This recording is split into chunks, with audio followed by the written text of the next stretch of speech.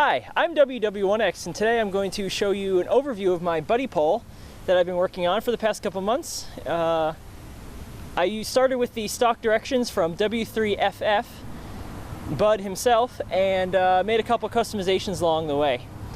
This is just a general overview. My website will have all the details and measurements and more detailed photos.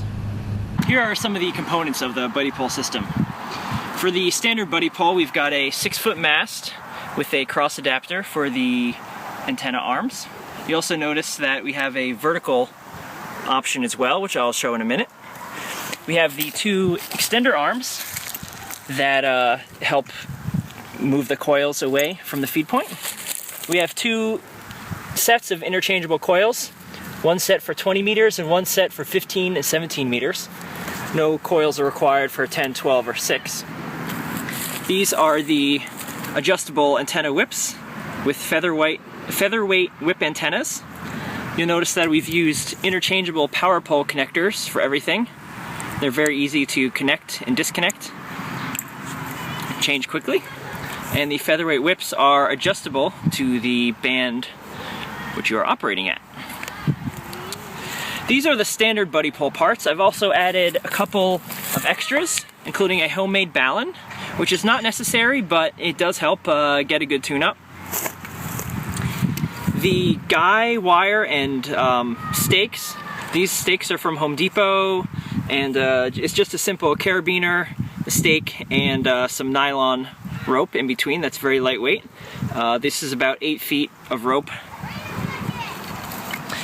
Over here, we have the 6-meter beam modification, which includes 2 boom elements, 4 featherweight whips,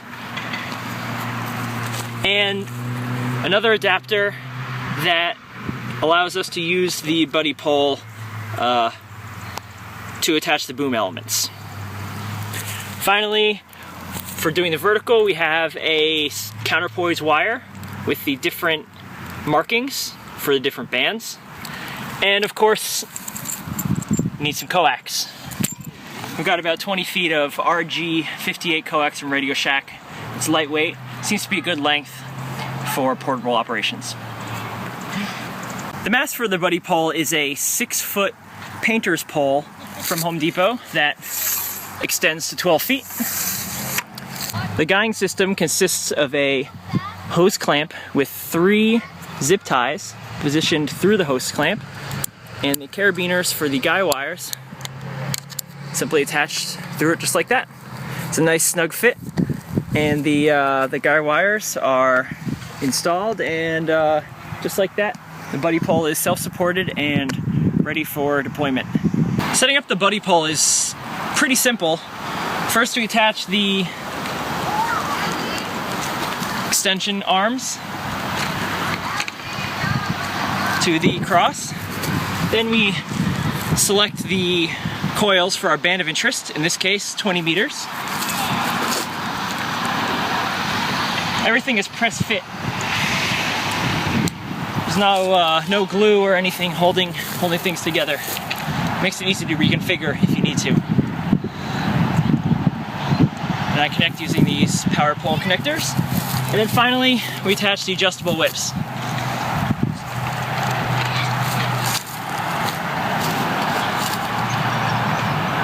An important thing to notice here, per recommendation of Bud, W3FF, who came up with these designs, is that these are made of lightweight CPVC, which is a little more flexible but also lighter weight than regular PVC.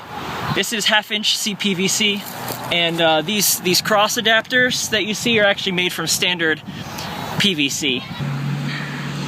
A really good trick for adapting CPVC to PVC is to use a CPVC coupler that has been inserted into a larger diameter PVC pipe. You have to be careful to find the right coupler adapters, because some of them are too big and they won't fit inside the inner diameter of the PVC. You can simply insert the coupler with some PVC glue, and that's a nice steady fit that's not going anywhere.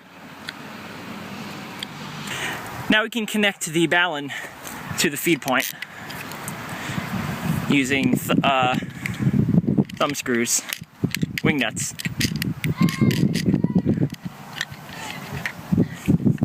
Again, a balun is not completely necessary for the Buddipole.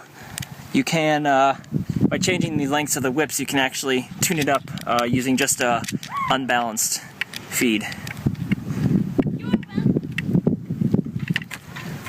And now our final step for setting up the Buddipole is to adjust the length of the featherweight whips, again for a band of interest.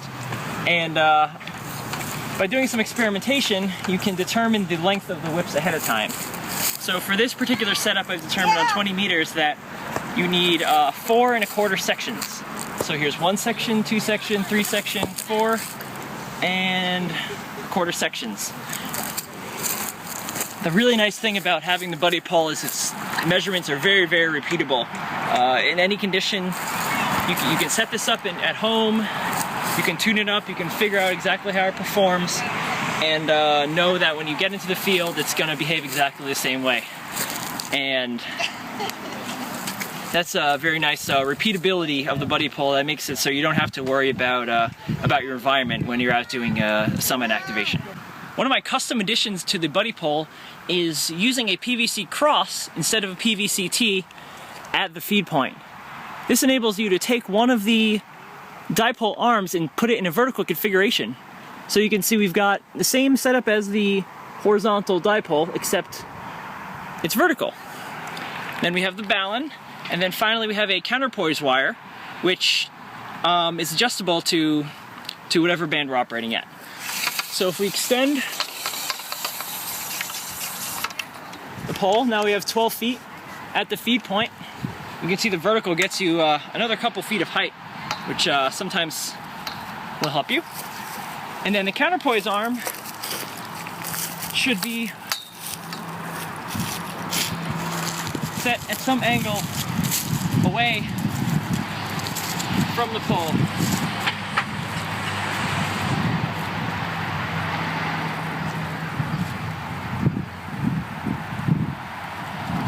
And that's good enough. Another customization I've made to the Buddipole is to adapt it into a 6-meter 3-element beam.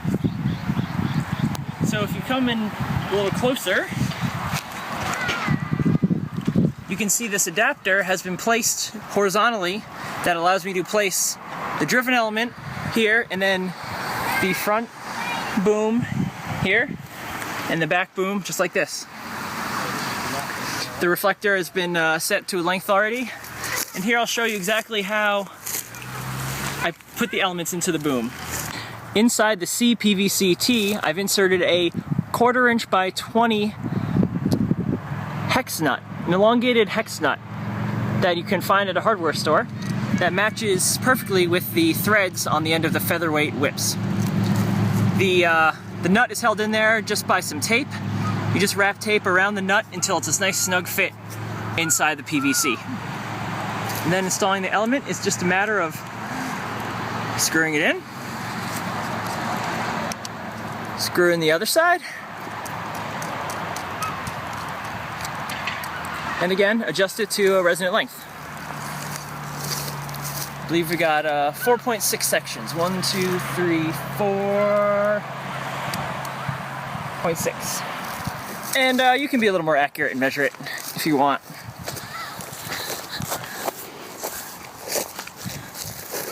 To get the most performance out of the antenna. And you want to make sure all your elements are roughly in line with each other. And just like that, you have a portable 3-element 6-meter beam. An important thing to note about this, as you may have noticed, is that the driven element is actually shorter than both the director and the reflector in this case. Has to do with the extra length introduced by these wires here, by the connectors and by the feed point. To get the driven element at a resonant length, it needs to physically be shorter out here. However, I did some modeling using NEC and found that the reflector and director should be the normal expected resonant length for a 6-meter beam. If the driven element is a little bit shorter, you will still get the correct antenna pattern. So these elements should not be measured relative to the driven element. They should actually be measured to what the expected length should be. Okay, Mark, QSL, well, your 817 is doing a fine job. Where are you located? I'm about a mile east of I-25 and about 7 miles east of Pikes Peak, Colorado Springs, Colorado.